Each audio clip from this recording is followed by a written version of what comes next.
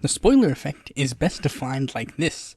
There are three candidates, candidate A, candidate B, and candidate C. Candidates A and B are major party candidates who are radically different either in ideology or in voting base. Candidate C is a minor party candidate who espouses similar views to candidate A, so voters who would normally vote for candidate A, who are more purist or are just not fans of candidate A, are inclined to vote for candidate C, thus splitting the vote and allowing candidate B a possible win. The most commonly cited examples of the spoiler effect being used in US elections are in 1912, when Teddy Roosevelt supposedly spoiled the election for Woodrow Wilson, and the 2000 election, where Ralph Nader supposedly spoiled the election for George W. Bush. However, third-party advocates say the spoiler effect either just flat out doesn't exist, or is inappropriately used to target third-party candidates as a way to sort of quell opposition to the two major parties, Ralph Nader being best quoted as saying, "Al Gore thinks we're supposed to be helping him get elected. I've got news for Al Gore. If he can't beat the bumbling Texas governor with that terrible record, he ought to go back to Tennessee." Now, personally, I happen to be in the group that is more skeptical of the spoiler effect, even personally dubbing it the spoiler myth. And let me just give a couple of reasons why I sort of came to that conclusion. First, I guess I should address one point. Isn't that just kind of how elections work? Aren't you supposed to all be trying to get voters? And whoever gets the most voters wins? Like, hypothetically, wouldn't a Republican really want a bunch of Democrats to be voting for him in a certain state that could lead to him winning? But some say, well, I mean, sure, but that's not necessarily a good thing because minor party candidates, they don't have a chance of winning, so they really shouldn't be trying to steal votes from another major party candidate. However, you should also note that then by that notion, shouldn't Republicans stop trying to campaign in states like New York or California? I mean, they'd be absolutely thrilled to have Democrats vote for them in those states. It could lead to them winning, maybe.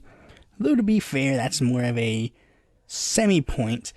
A more legitimate point comes from the fact that most of the time the spoiler effect kind of ignores actual facts of certain voters. What do I mean by that? Well, of course, there's the loaded assumption that a person who voted for candidate C would have automatically voted for candidate A if they had not been in the race. Again, that's a pretty loaded assumption. People make their own decisions of their own volition. Sometimes it's voting for a third-party candidate. Sometimes it means not voting at all. Like, for example, how can we know that every single Ralph Nader voter would have voted for Al Gore if Nader wasn't even in the race? The assumption purely comes from the notion that Al Gore and Ralph Nader had huge similarities, when in fact during the election Nader was explicitly running on the things that he and Gore differed on.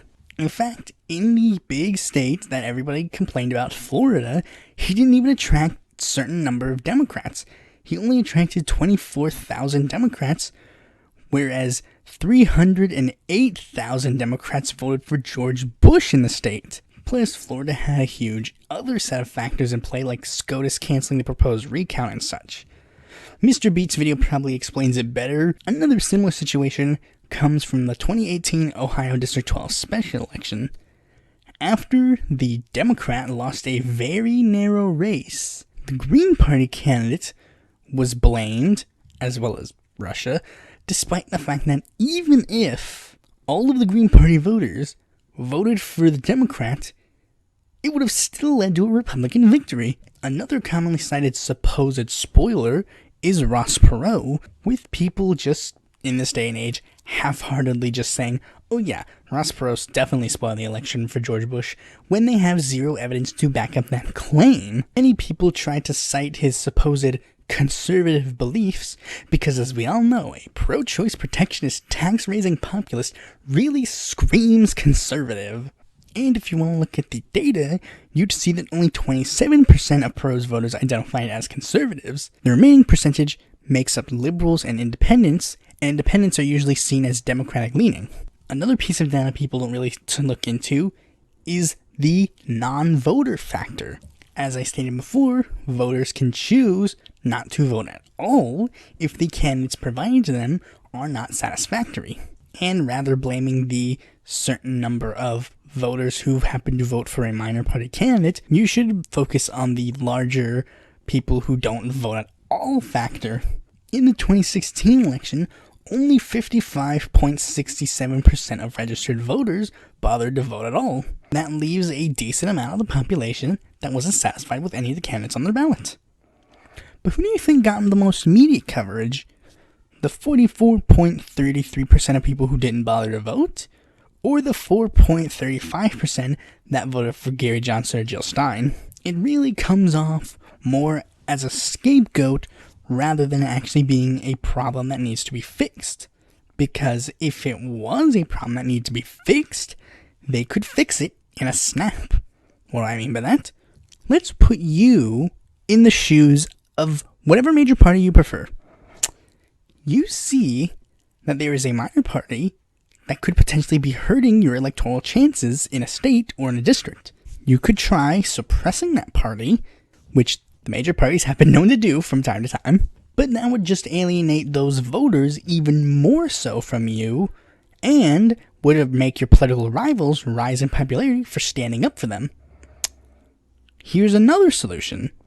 You could institute a voting system that would make it so that those voters of that smaller party who's like-minded to you will inevitably be voting for you via instant runoff voting, better known as ranked choice voting, where they would rank the candidates based on how much they want the candidate to win. Their first choice would be their, of course, ideal candidate, whereas their second or third choice might be simply to prevent their least liked candidate from winning the office. Hypothetically, in this election, people who would be more inclined to vote for the Green Party candidate due to their ideological pureness to their lefty ideas would then vote for Biden as their second choice to be strictly anti-Trump.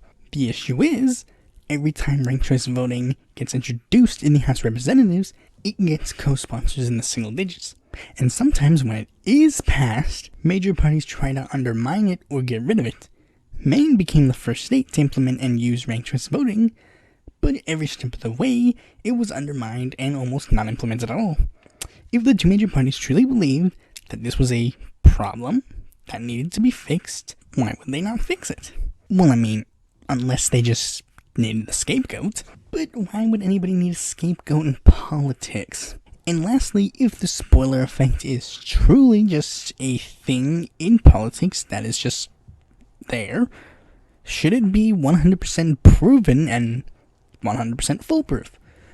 What if I told you that there was an election that was specifically tailored for the spoiler effect to happen? Specifically tailored. All the factors for the spoiler effect were there. Candidates splitting off from one of the two major parties and forming their own parties, stealing a sizable amount of their bases, and running very serious, very big campaigns. And yet, despite this, the party they left remained victorious. Well, let's go back to 1948. Harry Truman was angering two prominent factions within the Democratic Party, New Deal Progressive Democrats and Southern Conservative Democrats. Both factions tried to primary him, with Richard Russell Jr. representing the Southern Democrats and Claude Pepper representing the New Deal Democrats. Then, after they lost, Strom Thurmond and Henry Wallace left the party to form two of their own parties and took these two Democratic bases with them. And these weren't like small bases, these were huge bases within the parties. One of their bases was seen as the thing keeping the Democratic Party alive in the South. People thought if Democrats lost the South, it was over and they would never be able to win again. Under the rules of the spoiler effect, you'd think, bye-bye Harry, and many people at the time thought that too. However, if you know anything about politics, you know the story and you know how it ends. And this isn't like Ralph Nader or Jill Stein, who could have supposedly taken some like-minded voters away from them.